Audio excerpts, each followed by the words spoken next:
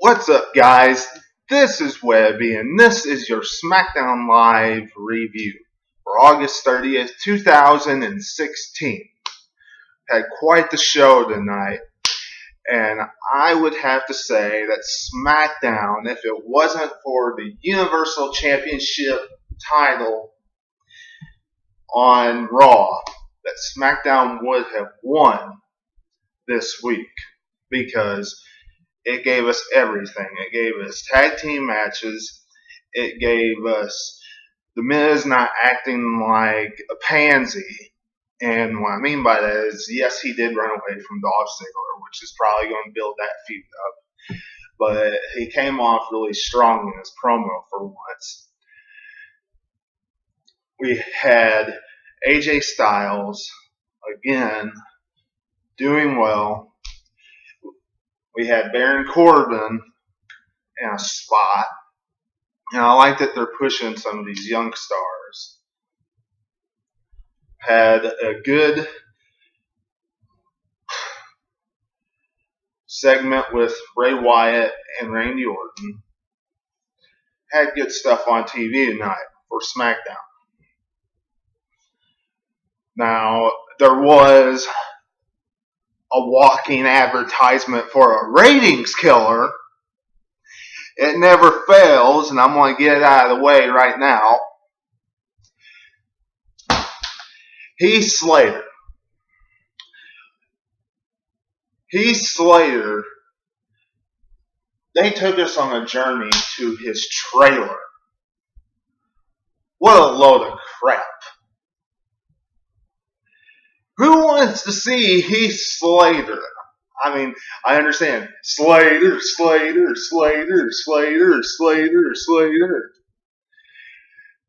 But, I mean, Heath Slater's trailer and showing us that where he lives and, that he has to eat tofu dogs and crackers and cheese and that kind of stuff, and Rhino doesn't say anything and is just sitting there stuffing his face. I mean, it's just, really? Come on. I didn't think too much of it. But I'm not ranting on SmackDown tonight because I thought SmackDown was good. It wasn't good enough to beat Raw, though. It wasn't good enough to beat Raw. But it was still good tonight. So, start off the show, Daniel Bryan and The Miz, their highlight from Talking Smack. That was a pretty good segment because I didn't get to see Talking Smack last week. So, that was pretty good. Miz, a very hardcore style in his promos. It really shows that he is good on the mic. He just sucks in the ring. And I would agree with Daniel Bryan, actually, that people see right through the Miz, And so after that, we saw Shane and Daniel Bryan looking at the camera like this. Yeah, they're looking like this. Shane, you need to apologize to the Miz. He's a wrestler, and you don't say that about wrestlers. You don't say that about wrestlers. Daniel Bryan. Oh, I find that ironic coming from a person that needs a beef with Brock Lesnar, which, honestly, really, Shane McMahon has nowhere to talk. But I like that Daniel Bryan was being brutally honest. I like that he was being brutally honest. Made it more entertaining in my eyes because it brought the other side of the Miz that we haven't seen in a while. So then the Miz comes out and he's talking about how all the stuff that I had already mentioned, how he walked all over Daniel Bryan and it took him 18-something months and so many days and all this stuff, him being champion and all this junk, 148 days or something, for people to take him serious. Now, unfortunately, no one's taken him serious. And I say unfortunately because it's the Intercontinental Championship. And the Intercontinental Championship should be taken seriously. So he is saying all this. Dolph Ziggler comes out. He interferes. Oh, you're so strong. And if you're so strong, then have a fight with me right now. Dolph Ziggler sounds so scripted and he sounds so fake. Of course, he's been sounding so fake for so long. I like Dolph Ziggler, don't get me wrong. But yeah, he sounds so fake. You're so strong, and if you're so strong, and if you're so awesome, then you need to fight me right now and show your wife that you're a man and not a little kid and a little woman and a little no good person, a little pansy. So Miz, oh, you want some of me? And he gets inside of the ring and he's doing all this. You know he's going to walk away. He ends up walking away. So anyway, so he walks away. Next we had the Hype Brothers, or Hype Bros, versus the Vaudevillains. This is how I like the tag team matches. These two tag teams wrestling, we don't know who's going to win. Vaudevillains is not really over the Hype Bros. The Hype Bros is not really over the Vaudevillains.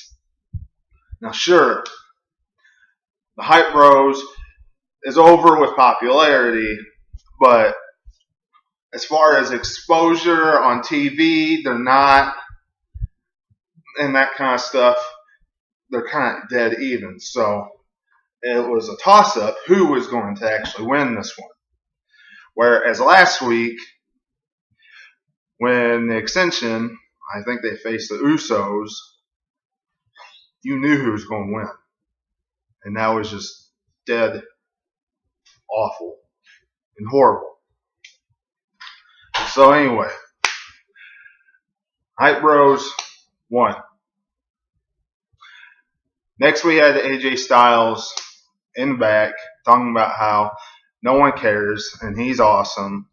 And Apollo Crews is not worthy enough to even know and even care about him. His name sucks. Apollo Crews thinks differently and keeps on doing this. Oh, I have so much big muscles.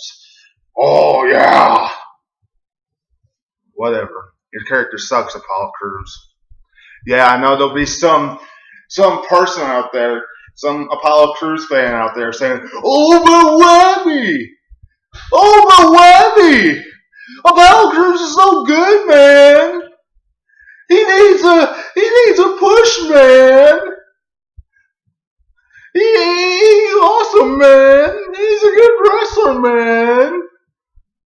Well, you suck, Webby! Apollo Crews' character sucks.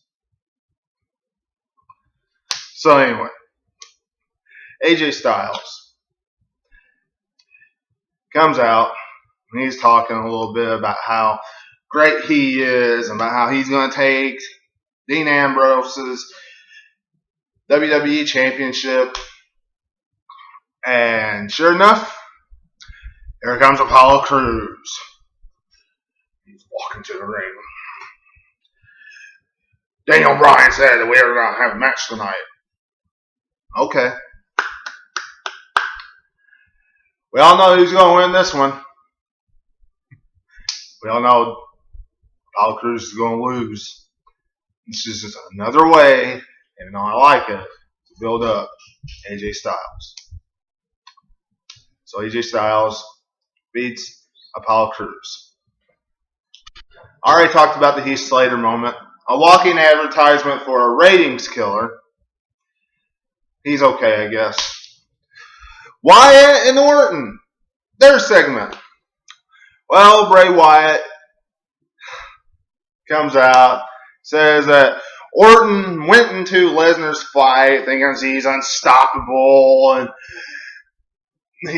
he's just untouchable and he was unbeatable and no one could touch him. And he found out very quickly that he could be touched and get beat to a pulp. And of course, Orton took offense to this. And Orton came out and, he has respect for him a little bit because he has scars. Well, Bray Wyatt says that he is the Predator and he's going to kill his prey at Backlash. Yeah. So there's the match. And the one thing that Randy Orton needs to hear in his head is run. So next we had Natalya and Alexa Bliss versus Naomi and Becky Lynch.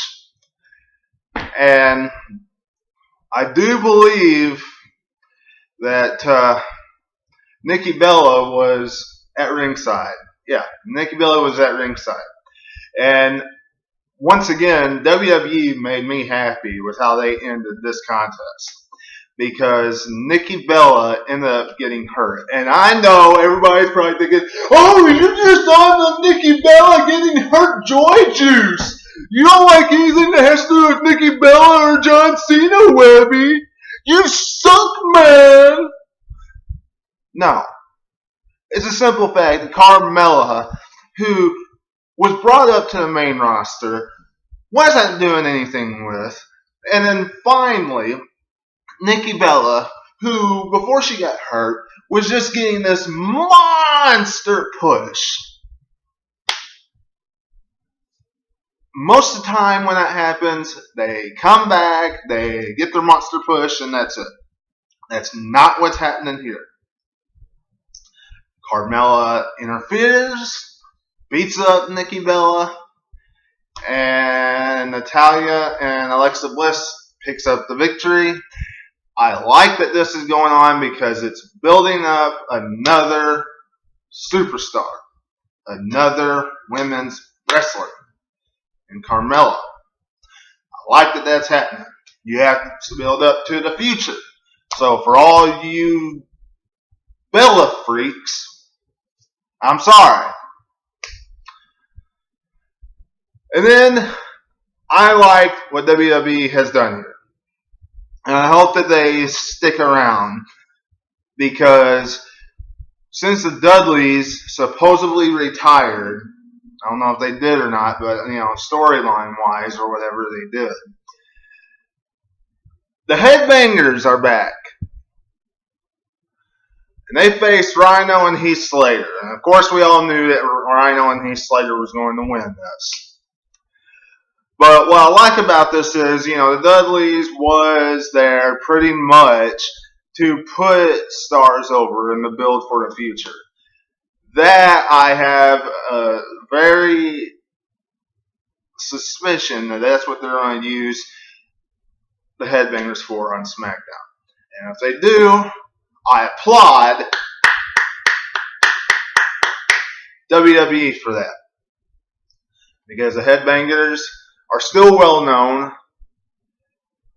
very well big tag team on SmackDown, and they were on WWE in the Attitude Era. So I absolutely 100% agree with the Headbangers coming to SmackDown to help build the roster up and to help build the tag teams up.